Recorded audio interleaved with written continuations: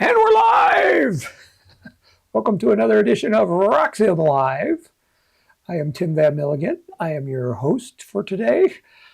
This is where we talk about RockSim, RockSim Pro, and the launch visualizer.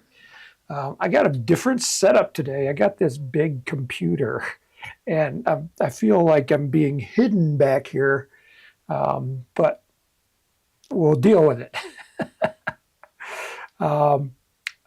I switched out to a computer from my laptop, and I still have my laptop. It's over here. Can you see it? Yeah, you can see it. My laptop doesn't like, it's old, and it just doesn't like to run a bunch of different software at the same time. So I can run RockSim, and I can run the streaming software, and I can run the internet, and it doesn't overheat, and it doesn't slow down, and it doesn't crawl with this other computer. It's my graphic artist's computer. I took it out of his office.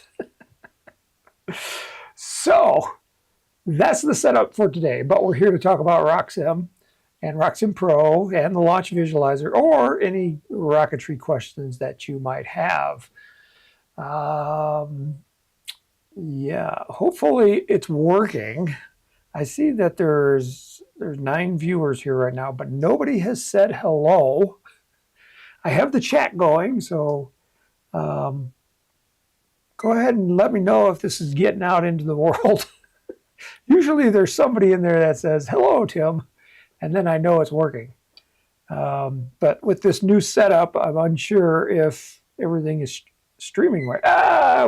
We got somebody. 62 tool, or 462 tool, he says, Tim, is it better to have a longer or shorter engine deployment delay during a windy day? I don't have RockSim yet to sim launches. Okay, that's a good question. So we'll answer that one here today. We have Chris's Rocketry and More. He's given me some love. And Robert Benton says hello. Cool. We are live. That's good. It's good to hear.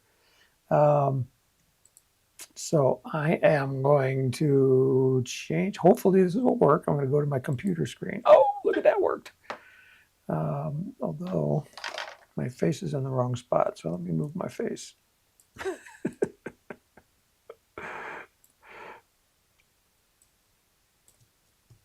I'm controlling how big it is on the screen, so just bear with me. Oh, I don't want to do that. I'll just leave it the way it is. Okay, so if you are brand new to us, we are Apogee Components. We are at apogeerockets.com. That's our web address. And when you come here, you're going to see this screen. And yeah, this is what it looks like. We got an alert going on right now because we're still having, we did a major upgrade to our website, and we're still having a problem with the shipping module. So we guarantee the same day shipping.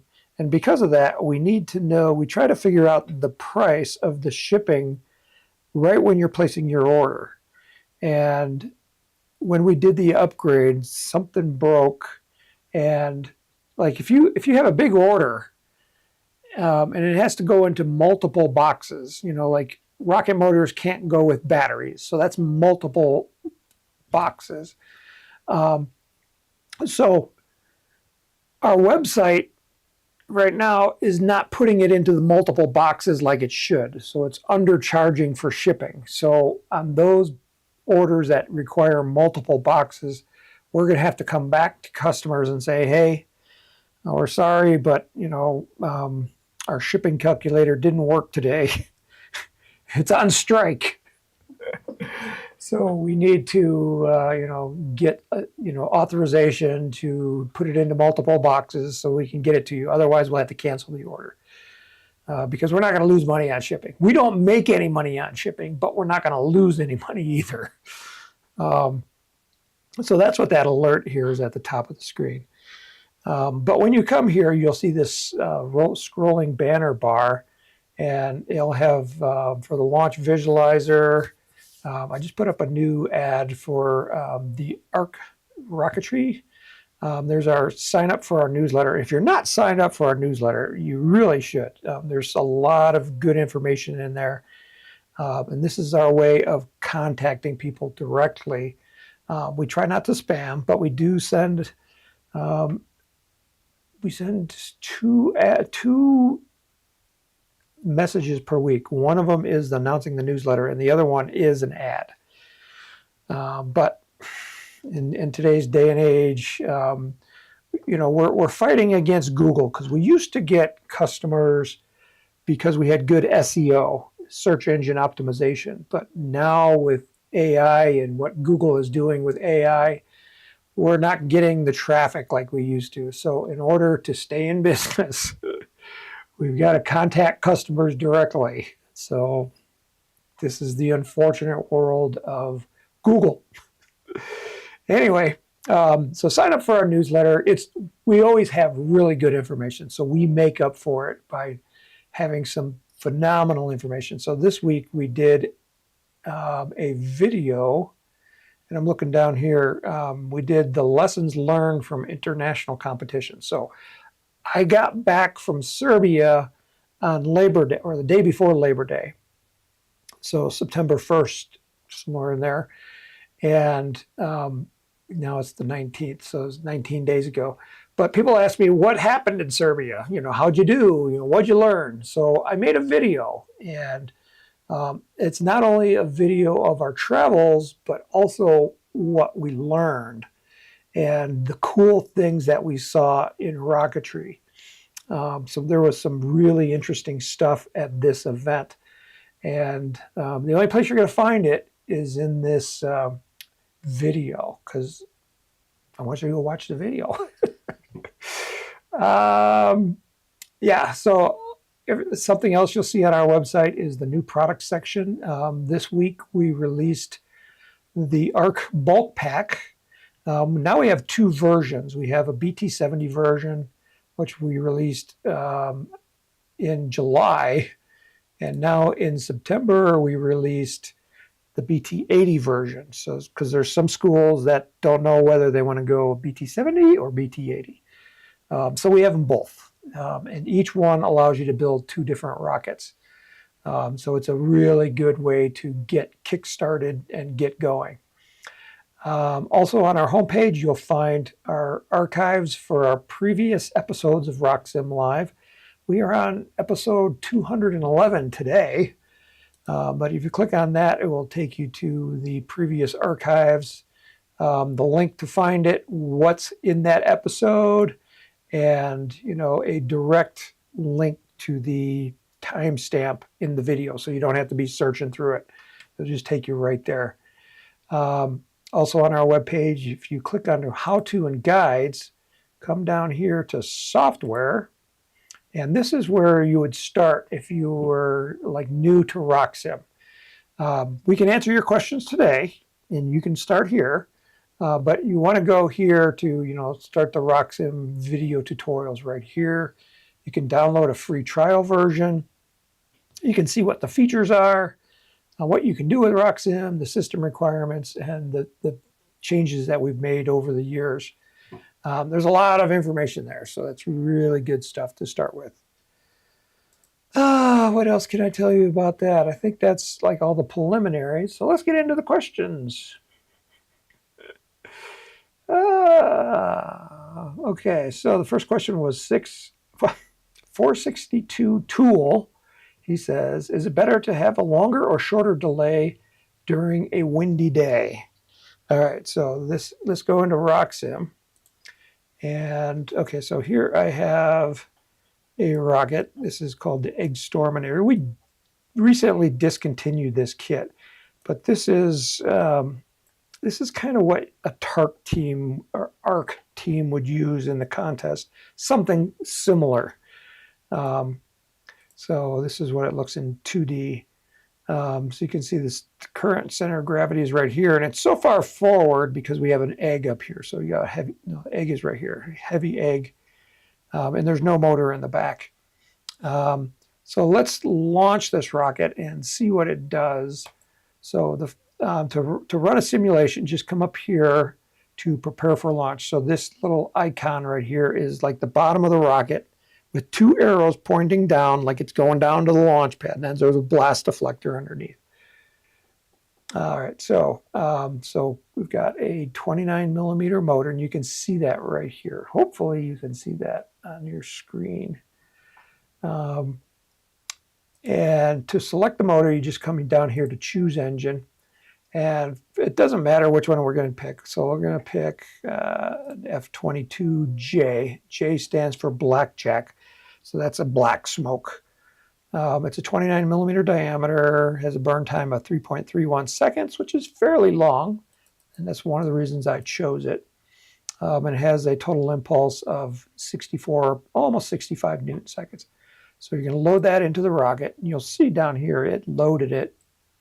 And also here, there's a base view of the rocket. You can see that it loaded it in there. So we're going to choose a long delay first. And then we're going to do parachute ejection at the maximum ejection delay time. So our delay time was 7 seconds. So 7 seconds after motor burnout, we're going to have the ejection charge goes off. So the starting state, we have a 98. Let's shorten that up a little bit. Let's make it 60 inches, like a 5-foot launch rod. And let's launch it straight up. So I'm in RockSim Pro. I just realized this. It does it. So the thing about RockSim Pro is you got more features. And so one of the things that I saw that triggered me is the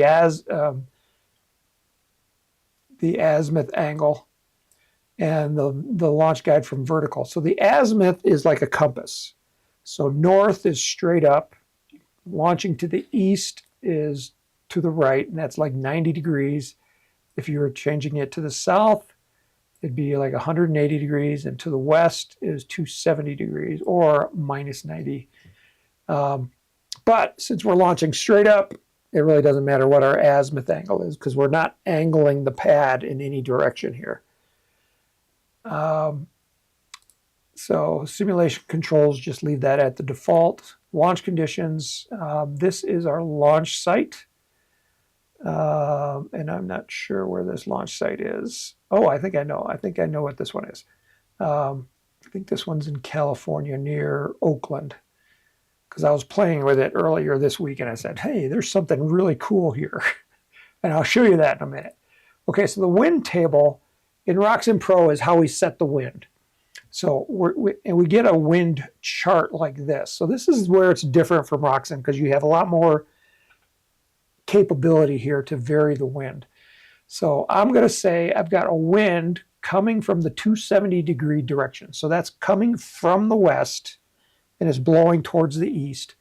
And I'm going to make this a little bit higher. So I'm going to make that 10 miles an hour at sea level. And then at 18,000 feet, I also want to make it 10 miles an hour. So basically from sea level all the way up to 18,000 feet, the wind is blowing at a constant 10 miles an hour across the field. So that's what this means. Because in RockSim Pro, we can have multiple wind. We could have one wind going this and one going this way. So you can do that in RockSim Pro. But for simplicity, I'm just doing 10 miles an hour from the west. And then I'm going to launch it. And so to launch it, I can either do launch or flight profile. I'm going to start with a flight profile and just to actually visualize what it's going to look like. So it's loading the launch visualizer right now. And so let me zoom out so you can kind of see the lay of the land. So I'm kind of in an industrial area right here. And down here, we have a compass. So I'm going to rotate this around so that the compass points north. So the black arrow points north. And our launch site is, if I zoom in, right there between two buildings. You can see some cars parked here. I don't know why we're launching between these two buildings, but that's where our launch site is. But the other cool thing is, this is how I remember it, because down here is an aircraft carrier. And so I said, oh, that's cool. I wonder if I could launch from the deck of an aircraft carrier. And in RockSim Pro, you can, as long as you can find an aircraft carrier. And this aircraft carrier, I looked it up on Google, and this is the USS Hornet.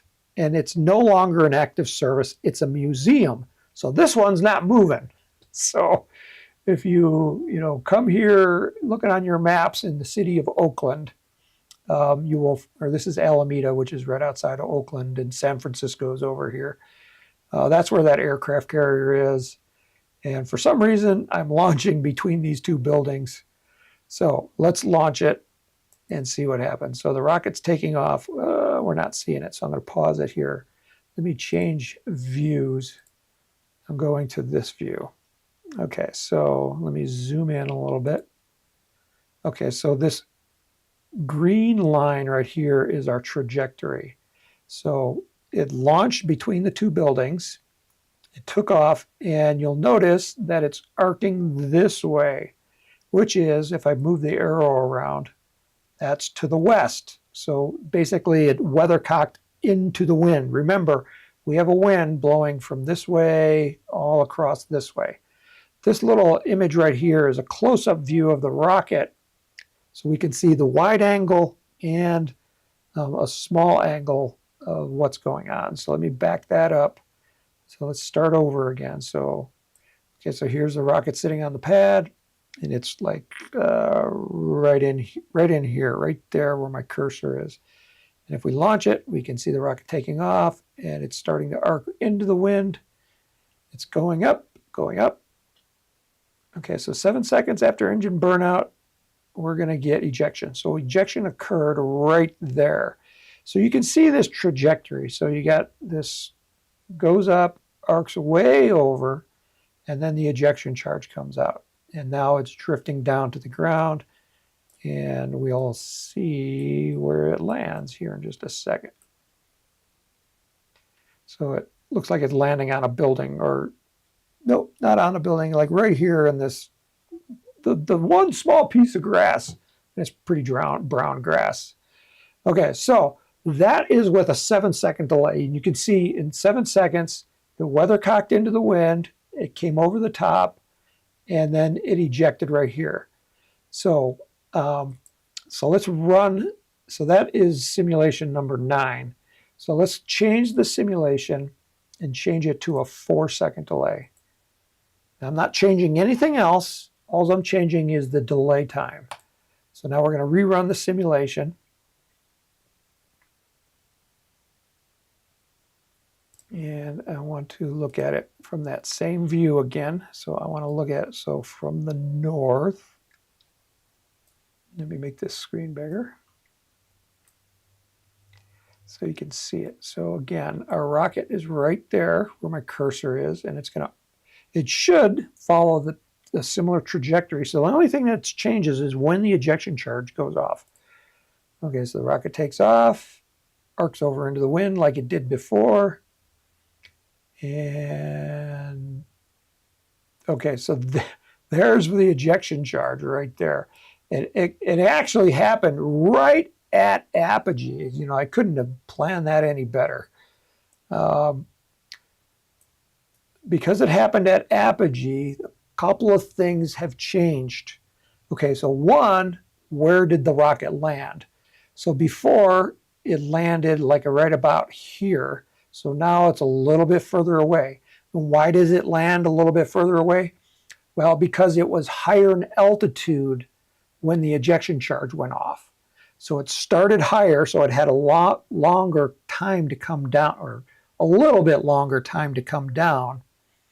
And then so it drifted a little bit further. The other thing is, so before it ejected somewhere over here, so it went over the top and came down and ejected right there. So what we need to look at is the velocity where the parachute came out. So here's our simulations so far. So we're going to compare number 9 and number 10. So let me get rid of all these other ones just to get them out of the way.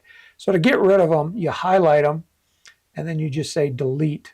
So I right-clicked on the table to bring up this little menu, and then I'm going to hit delete.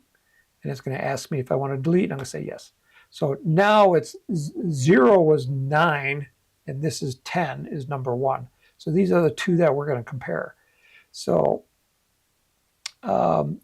first was the altitude at deployment. The second one was the shorter delay. And it, like you can tell right here, it's the shorter delay. So it ejected higher up in the sky. It's almost, more than 50 feet higher in the sky. This one actually, you see these little arrows right here? Hopefully you can see these. This is the one thing that I do not know on this screen is if you can, because this computer has such a big screen. I'm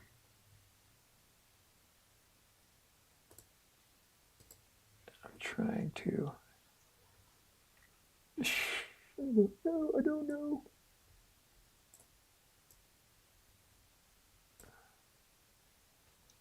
No, that didn't do it. I won't mess with it. So hopefully you can see the little arrow. So this top parachute has an arrow pointing downwards, which means the rocket it came over the top and it deployed while the rocket was traveling downwards. The second one we did with the shorter delay, the arrow is pointing up. So the rocket deployed its parachute while it was still going up. So the maximum altitude, it was about 9 feet or 11 feet, no, 9 feet, 10 feet. It lost, I can't do math. It was about 10 feet difference in altitude. So because it was still going up, it could have coasted another 10 feet before it reached its optimum maximum altitude. This top one, because it went over the top, we know it's not going to get any higher than that. So that's how I know that we could have got 10 feet more out of this flight, but that's okay. Maximum velocity is the same. Time to apogee is a little bit different. So what I want to look at, oops, I wanted to make this column wider. So this is velocity at deployment. And it's in miles per hour. So the one with the 4-second delay, its velocity at deployment was 51 miles an hour. The one that came over the top was 60 miles an hour. So why is this important? Because this is the speed at which the parachute comes out.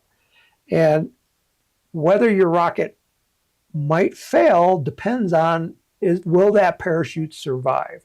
So imagine you're going down the interstate at 50 miles an hour and you throw out the parachute and you hold on to it. And now you do it at 60 miles an hour. So which one is more likely to break the parachute? The one that's going faster. So we need to know how much speed our parachute can handle. And my rule of thumb, and this is just based on anecdotal evidence, is about 50 miles an hour. So both of these are over 50 miles an hour, but this one's much closer. So at 60 miles an hour, I'm really pushing it. So now the other thing about this, so if the rocket had ejected at apogee, how fast would it have been moving? So let's run one more simulation, but this time what I'm going to do, I am going to change this back to 7 seconds. And under flight events, I'm going to force it to deploy at apogee. So now the only thing that we're changing is I want to deploy it exactly at apogee. So I'm going to hit launch. And I'm not going to look at the flight visualization because it's going to be pretty similar and it's going to pop it right at the top. So on this one where it deploys right at apogee, we get a deployment velocity of 45 miles an hour. So the rocket's not going up anymore because apogee is the highest point where the vertical velocity is 0. So it's not going higher and it's not going lower. It's at that top spot. So why do we have 45 miles an hour? And the reason is because the rocket arced into the wind. So it doesn't have any vertical velocity, but it does have a horizontal velocity. And it's traveling at 45 miles an hour as it's going horizontal. So that's where all that speed is coming from. So to answer your question, on a windy day, which is better, a long delay or a shorter delay? Hopefully you'll see that the shorter delay, this one right here is a 4-second versus a 7-second in this particular rocket, is going to be better. I always like to err on the side where you're deploying a little bit early rather than too late. That's just my rule of thumb. You know, there's an optimal delay column. And to see that optimal delay, you'll do a right click, organize columns, and I'm looking down here for optimal delay. Click OK. So now we have the optimal delay. You'll see that when we ejected right at Apogee, it's 5.05 seconds. And also the optimal delay when it goes over the top is also 5.05 because they're identical. That's the optimal delay. This one right here, this is a little bit weird. And if you want to know why it's at 4.3 instead of 4.0, that's a different answer. But anyway, to answer the question, get RockSim for one thing, so you can pick your delay. And then two, the optimal delay on a windy day is the shorter one. So whenever you're flying in windy conditions, you know, usually drop down a couple of seconds. It's just kind of like my rule of thumb. All right, we have David H. here. He says, hi, Tim. Chris's Rocketry and More says hello from Golden Valley, Arizona. Robert Benton says hi. Curtis Howe says hi. Hello, Tim. Have a great launch tomorrow. I certainly am. Tomorrow we're going to have launch here in Pueblo, and the weather's going to be great, so it's looking great for the launch. Guppy Guy, he was actually called me on the phone yesterday, and I talked to him.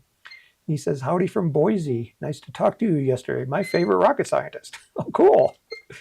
Robert Benton says, how do you adjust your perimeters on RockSim to align with the actual performance of a model launch?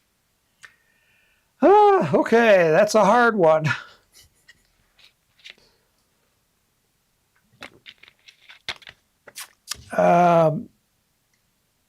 Let's see. Let me see. I'm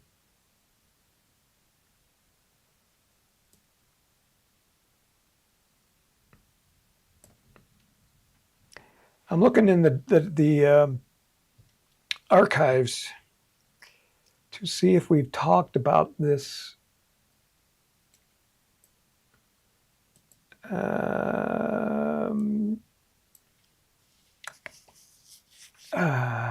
Yeah, see, I knew something would happen where I don't have all the data on this computer versus where it's on the laptop. Because we have a feature in RockSim Pro that allows you to import altimeter data. So basically he says, his question is, how do you align with an actual performance? So an actual performance, you got to measure the actual performance, and you're going to do that with an altimeter. So in RockSim Pro, let me see if I remember how to do this. Oh, it's right here. It's this one right here, this button right here. This is another button you don't see in RockSim. And this is where you can compare two flights against each other. So, so you click on it and you can, we call it replay your flight. And this allows you to show the flight in the 3D launch visualizer based on recorded altimeter or GPS data. So if you have it only right now, it only works with the featherweight because they're the only ones that give us data. But if it will, the featherweight altimeter,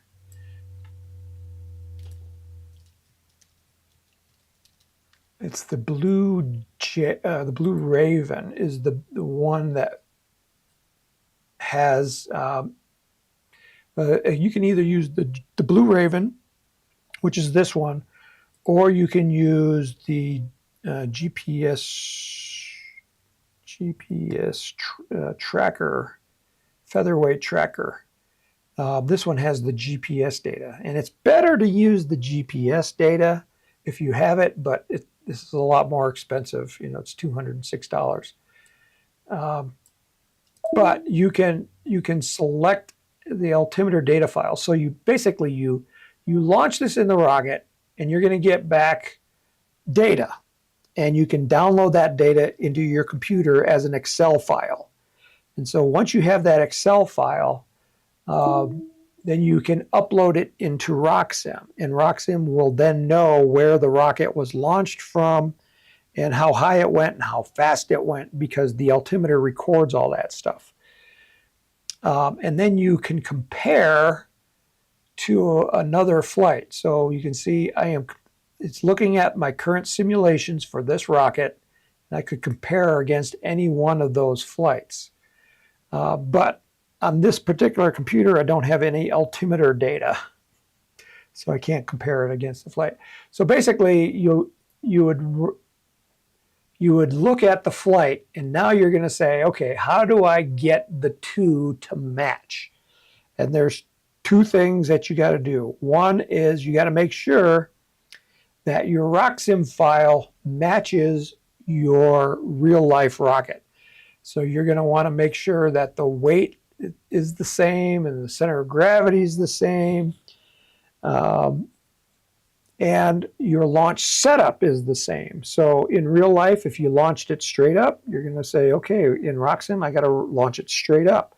And in real life, if you launched it at an angle, in RockSim, you have to launch at an angle. You also have to match the weather conditions, like the barometric pressure, the wind speed, your altitude above sea level, all that stuff. You got to match everything. So that's like the beginning thing. So once you match everything and they're off, and they probably will be off, the key thing that you have to do is match the coefficient of drag of the rocket. And this is another feature that RockSim Pro has, because you can use that altimeter data, and you can come up here. It's somewhere in here. It might be under, it's not CD analysis.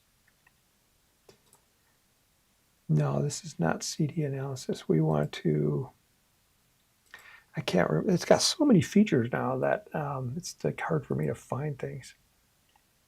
It's not replay your flight.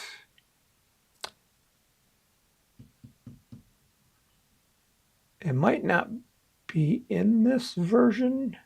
We've got a new version that will be available soon, where it will back out the coefficient of drag of the rocket based on altimeter data.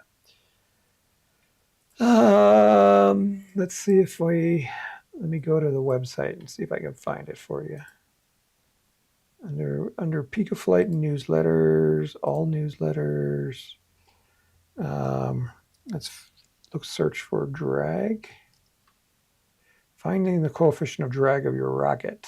So this was in May of this year.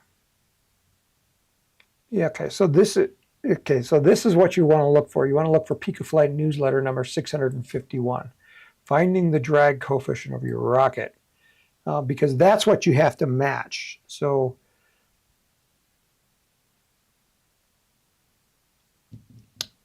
and I show you how to do this using your recording altimeter and a spreadsheet. And I actually give you a Google sheet, and you just copy and paste the data into Google Sheets, and it will spit out the coefficient of drag of the actual launch.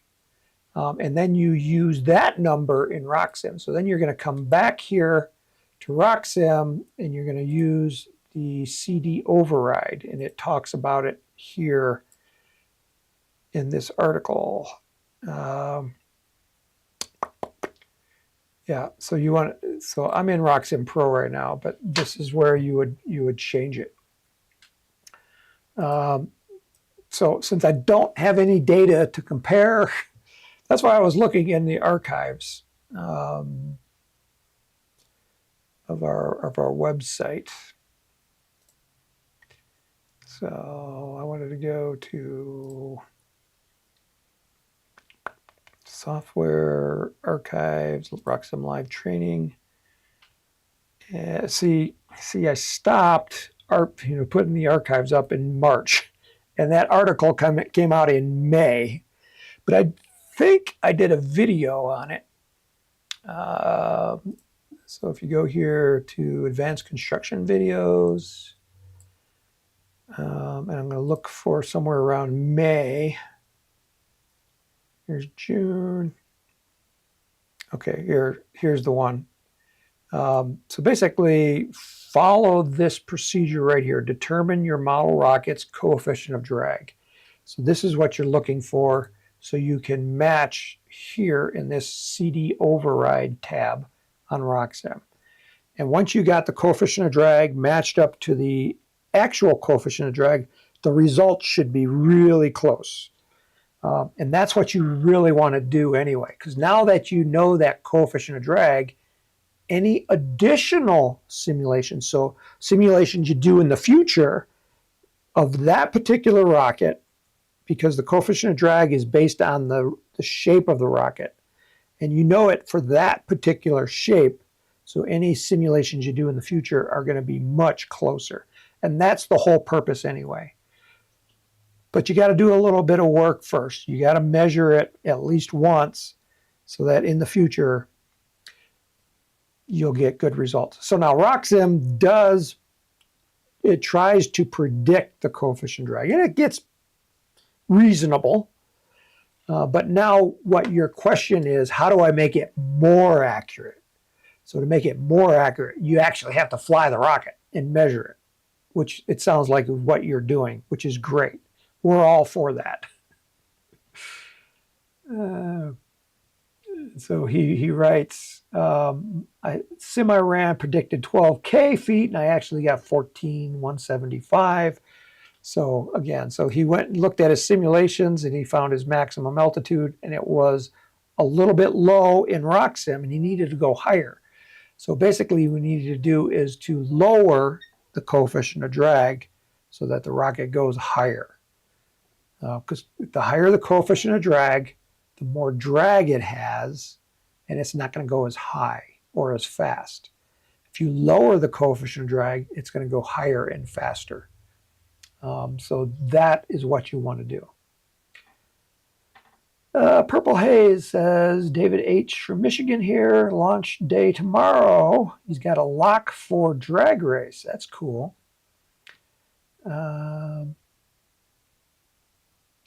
My mouse is like being really finicky.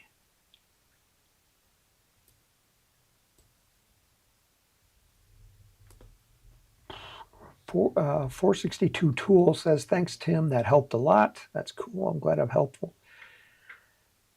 Carlos K says, sadly, I did not have RockSim in 1977. Well, you have it now. Parameters is the word you're looking for. Robert Benton says, I have a Blue Jay and a Blue Raven. Well, that's cool. Then basically you got what you need to get started. And Robert Benton says, I did get him started. Well, good. And WheelX World says, Chris, order me a pizza. Okay. All right. So that's the questions that we've had so far. We had two really good questions. Both but we still have about a half hour. So if you have a question, go ahead and type it into the chat. And if you're watching this after the fact, so not live, if you have a question, you can always email us. You can just come to our website. On every page of our website, up here near the top, we have a contact form, and you can use that contact form. And if you click here to send email to, and if you click on that, you can drop down here to RockSim questions right here. And those will be on the, I don't know, the fast line to either my desk or to somebody that can help you out really quick. Because normally when we get questions from customers, they're not normally about RockSim. So everything gets dumped into the general question box. And we answer the questions first from customers that are actually sending us money. So usually people with questions about how to place an order or where's my order or things like that. So they get moved to the top of the line. And then after we get all those questions answered, then we go to the RockSim questions. But if they come in through the RockSim channel, then they bypass that. And then they might be answered a little bit quicker. But we can save them for the next RockSim Live, which would be next week. We should be back next week. David H. says, I have issues with pods in RockSim and where to place them. Could not get parts to go forward of the pod location. Is there a way to see the pod locations? All right. So let's go back here. Let's add a pod here to this rocket and see if we can answer his question. Okay, so let's go back. Let me start RockSim just to make sure that. Okay. That we're looking at the same thing. So here's RockSim. Again, it looks almost identical. RockSim Pro has a few more buttons. So RockSim is on top, RockSim Pro is on the bottom. So you can see there's a couple of more buttons up here in RockSim Pro. But everything else, designing a rocket, is identical. So let me open a design. And we were looking at the egg tosser. So let's open. No, we weren't looking at the egg tosser. We were looking at the Exterminator. Exterminator. There we go. Okay, so there's the rocket. So we're going to add a pod. So a pod, by definition, is things on the outside of the rocket. So to add a pod, you'll start here by going to the rocket design components. And then you have to select where you want to attach your pod. So you can click on a tube there. I can click on that tube. And when I click on them, it's changing, it's highlighting something on the top here. So there's that tube, there's that tube. But I think I'm going to attach my pod to this tube. And so now once we have our tube, we'll come over here to pod, the component called pod. We're going to add this. So adding a pod is a two-step process. The first step is where's the location? And then the second step is adding parts to that location. So here's the first part, and we're going to add the pod to or we're going to set the location. And right now, if you look closely, this symbol right here is our pod location. So by default, when you add it to a part, it always sticks it at the front of the part. And since we attached it to this tube and not this tube, the front of this tube is right there. So that's where it is. And if you want to change the location, you can change it by sliding this. And you'll notice that I can also make it a negative number. So that's one thing you can do. And I'm not sure what exactly we want to do. But anyway, we're going to say that this pod can be ejected. So we're going to make a strap-on booster pod that can fall off. I should have done this in RockSim Pro, but we can always open it in RockSim Pro.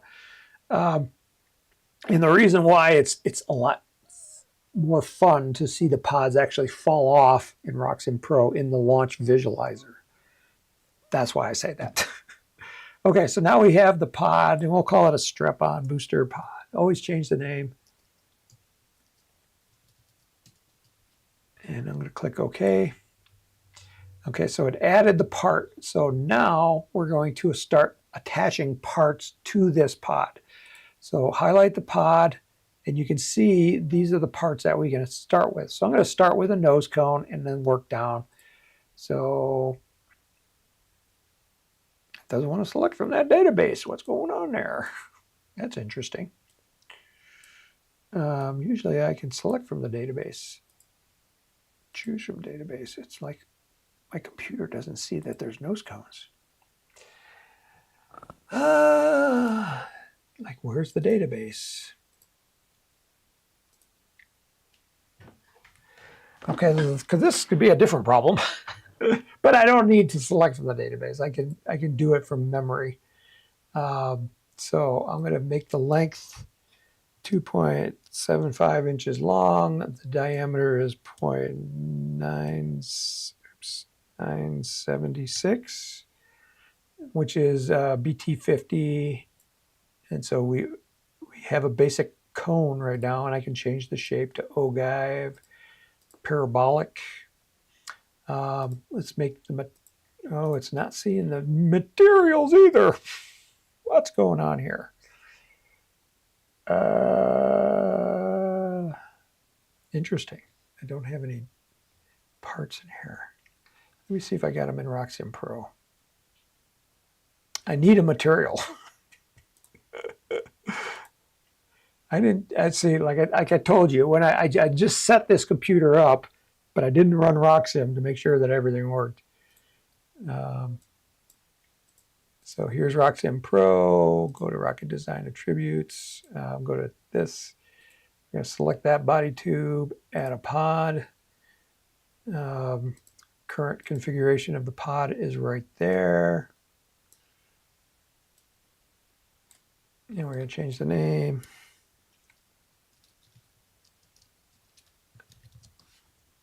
And click OK. Let's see if I got parts in this database. And I don't.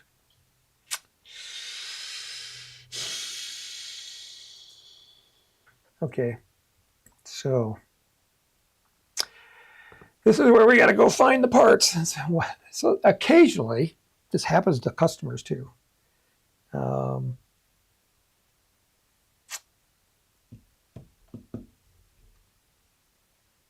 So I'm going to cancel out of that. Okay, so to find your parts, you got to go to your hard drive. So I'm going to open up a folder here. And I need to go to the desktop. I need to go to the Go menu. And then I need to hit the Option key on my keyboard. And you'll see that when I do the Option key, there's a special hidden folder called Library. And I'm going to double click on that. And then I want to go to Application Support. And I want to find Apogee Components, RockSim Pro 11, Data. Okay, so I can see engine data folder files. But now I'm looking for folders with parts in them. They're in the same folder.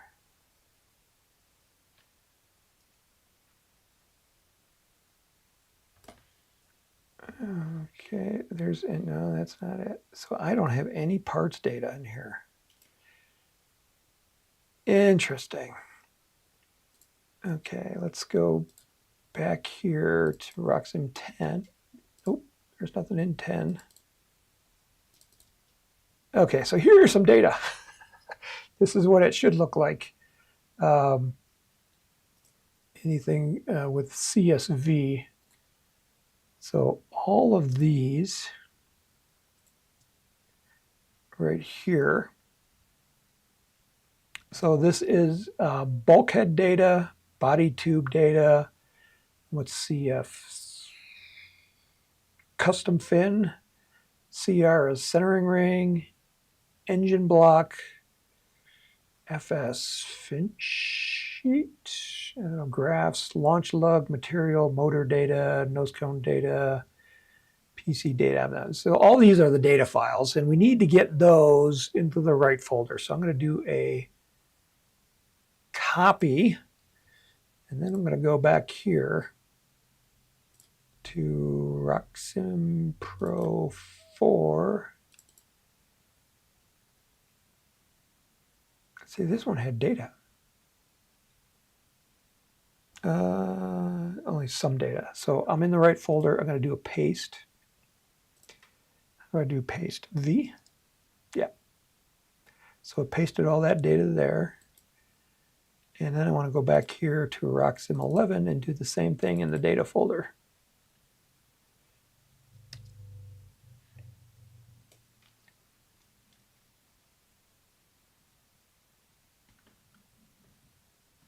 Yeah, so it did it. Okay, that's good. All right, so hopefully now, let's go back to RockSim. And if I go strap-on booster pod, oops, I just wanted to highlight it, cancel. Then go to nose cone, and it's still not seeing it.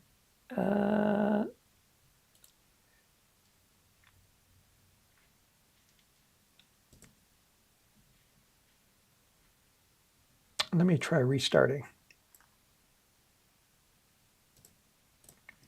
So let me file save as this. So you're seeing how I troubleshoot things. And where do I want to save this? I want to just save this on the desktop. So exterminator rocket with pod. Save. Okay, so quitting RockSim. Quitting RockSim. Save my changes. No, I won't save that one. Okay, so let's quit RockSim. I'm going to restart. Hopefully it finds it now. Okay, so file, open, desktop, exterminator with pod, open that. Go to Rocket Design Components, find that pod, hit nose cone, and cross our fingers that we don't have a nose cone yet. Okay, so we'll try this in a different way. So go up here to File, Import, Database Files. Okay, so it's looking for a data import folder. So see this folder right here, data import. That's in RockSim version 11. Okay, so if I go back here, I got to make sure that I'm in RockSim version 11, data import. It sees them, and then open. And merge to data.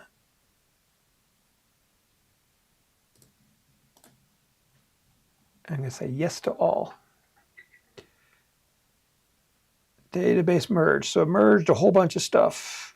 Merge operations completed without errors. That's good. Okay, so now let's try it again. Nose cone. Ah, we got nose cones.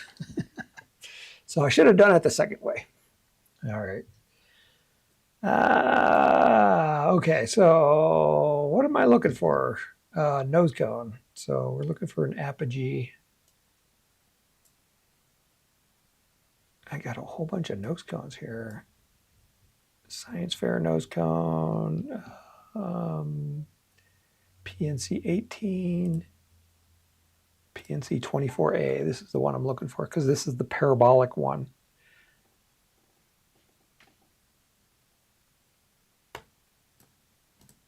I got something going on over here.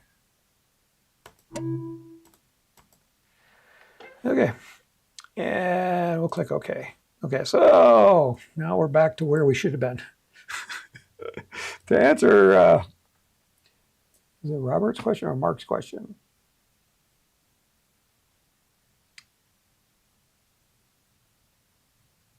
It was David's question. How do I get parts forward of the pod location? Well, okay, so remember our pod location is right here at the beginning of the nose cone. So if we want to put parts forward of that,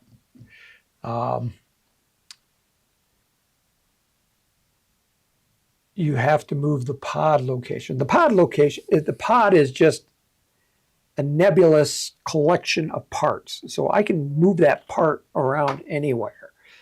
So if I want to move this further forward, I just change the pod location. So right now it's right there. I click OK. And if I come back here to the pod, double click on the pod, and then I see the pod location is right there. And I can move that location anywhere I want. And I think that's what you want to do is like, where do I want to put this pod location? In fact, you can put it even in front of the nose cone. So hopefully that answered your question. It took me, I had a little error there because I didn't import my data when I installed RockSim, but now I know how to do it. So did I answer your question? David says, Robert, yes, I ended up moving a pod forward and then add the part. Yeah, so that's the correct way to do it. You can't add the part forward of the location of the pod, but you can move the pod location.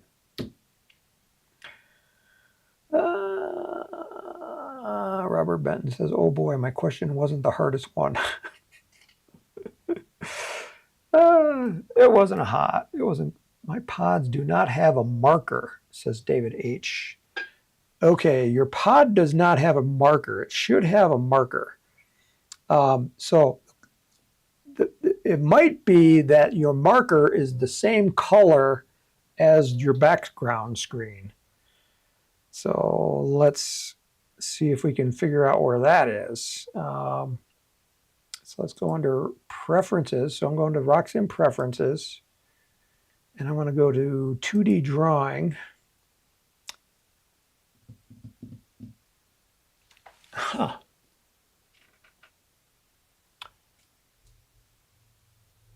Doesn't look like I have a selector for a pod color. CG marker, CP marker, engine color.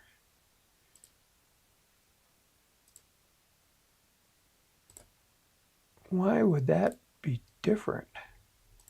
So let's change the background color. I mean, this is going to be like really ugly. Let's make it gray. Click OK. So right now, it's not showing the pod until you click on it. Then you can see the location. So you got to edit the pod first before you can see the location. Otherwise, it's not going to show it to you.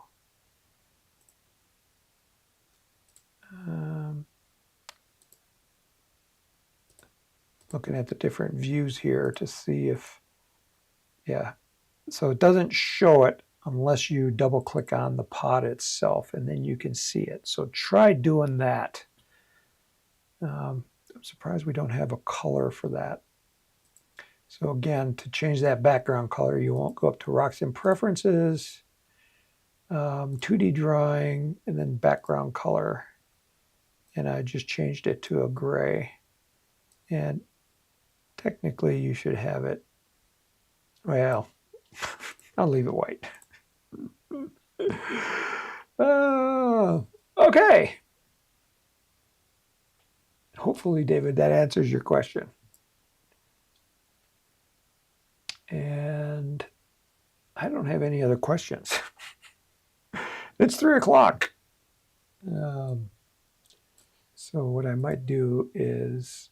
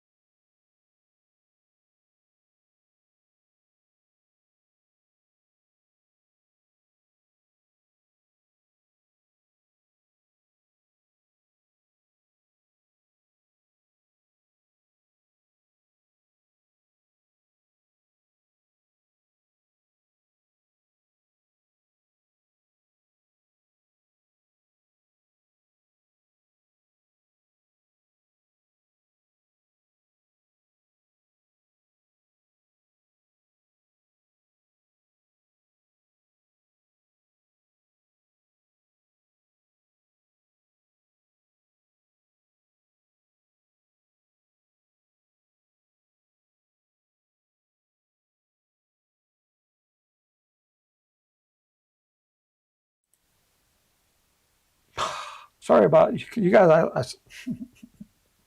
I didn't check the sound on that other screen. Wheelox World says, we want Michelle.